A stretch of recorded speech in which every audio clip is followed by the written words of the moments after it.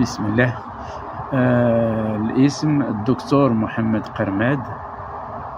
خطاط ورسام وفنان تشكيلي. درت الدراسات ديالي الباركور تقريبا في العالم كله. ثانيا الآن أنا كندير أستاذ محاضر في الجامعات الدولية. كنحاول ما أمكن أنني نهتم بالخط المغربي كأساس، لأنه هذا الخط المغربي بغيناه نحاولوا نديروه في العالم كله، لأن ما كيعرفوش الناس بزاف، وحنا كيعرفوا بزاف الخطوط، ولكن الخط المغربي بخصوص خصو واحد الدفعة قوية باش يمكن لنا الناس كلها تعرفوه، لأنه هو عنده خصوصية على أنه الطريقة ديالو ديال القواعد ديالو، ولا في الرسم ديالو، ولا في التكوينات ديالو.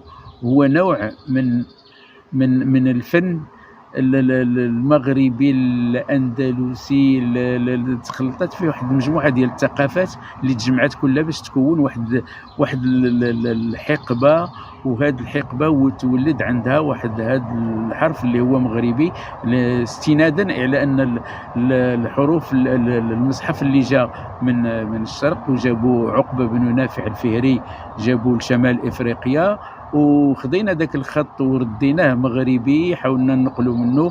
فالنسخ اللي كانوا قبل في ديك الظروف، في داك التاريخ، حاولوا يديروا ينسخوا هذا المصحف اللي كاين، ومشاو على داك الشيء، ثم وضعوا ليه من بعد واحد المجموعه ديال القواعد، وعطاوه للدول اللي كانت ديال المغاربيه اللي كانت، ولكن نسميه بالخط المغربي، لان المغاربه هما اللي طوروه، هما اللي جعلوا ليه قواعد اساسيه، ما عطاوه انواع وتشكيلات جديده، حاولنا باش نطوروه كخطاط كباحث في هذا الفن هذا، اننا حاولت باش نوضع واحد المجموعه ديال الابحاث ديالي في هذا، باش نحاولوا ما يمكن نحطوه في واحد القواعد الاساسيه اللي يمكن يعتمدوها الناس اللي باغيين يكتبوا بهذا النوع من الخط، لان الخط ديالنا هو المبسوط اللي كاين مكتوب به القران الكريم. المصحف ديالنا مكتوب بالخط المبسوط، وكاين المجوهر اللي هو عباره عن عقد الجواهر اللي كاينه،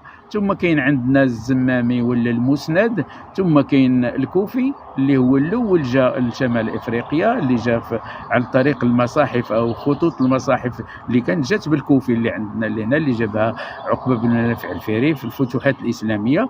ثم من بعد هذا انتشر في المغرب كله، ومشى حتى لاواسط افريقيا، ومشى حتى التقى مع الخطوط اللي كانت موجوده في السودان، وحاولوا ما امكن ينسخوا به القران. وكانت هناك ثم من بعد منه دار الرحله ديالو للاندلس، وتما زعما وقعت له واحد المجموعه ديال الاشياء اللي صايبوه في القصور، في المتاحف، كان في المباني اللي كاينه موجوده في الاندلس القديمه، اللي يبان الحكم اللي كانوا حاكمينه الاسلام، وكانت فيه الخلافه تما الى اخره. فهذه كلها مجموعه ديال الاحداث تعاقبت على الخط المغربي، وعنده الاسس ديالو هي البساطه، لانه ماشي بحال الخطوط الاخرى فيها تعقيدات ولا شي حاجه، ولكن هو بسيط كيستطيع كل واحد الانسان ياخذه ويكتب به ويحاول يصنف واحد المجموعه. حاولنا باش نحطوه ونديروا له الفيكتور الاندريان، او نحاولوا نديروا ليه واحد المجموعه نطوروه باش يدخل الحاسوب، باش يدخل التكنولوجيا الحديثه، باش ياخذوه الناس في الانتيليجنس ارتيفيسيال او الذكاء الاصطناعي الحديث، بانه يتماشى. فالخطوط كلها كتطور الان دابا حاليا، ما خصناش نخليو الخط ديالنا.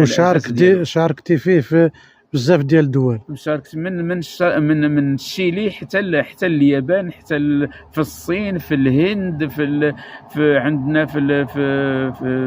في اندونيسيا. حاولت ما امكن نشاركوا بالمسابقات الدوليه اللي تدور، كنا كنشاركوا بها في العراق، في تركيا، كذلك في شمال افريقيا المتاحف، ثم معارض ديالي، لانني قريت بالاصول ديالي، قريت في اوروبا، وهاد اوروبا هي ساعدتني بالتكنولوجيا ديال الرسوم الى اخره. وهاد الرسوم هذه هي اللي جعلت ان الانسان يكون هذا طوع ديال يديه. فدرنا الفيكتور وحددنا له حددنا له النقاط اللي كيمكن يمشي بها كماده خام، باش يمكن الجيل الجاي ان شاء الله يدخل به في الاشياء اللي في التكنولوجيا الجايه، اللي هي الديجيتال، اللي هي النيميريك، الرقميات. ثم من بعد غادي ندخلوا للنانو، وحنا كنحاول ما امكن اننا ندخلوه. وثانيا الان دابا تنديروا دوك الخطوط اللي هي امازيغيه، تيفيناغ، كنحاول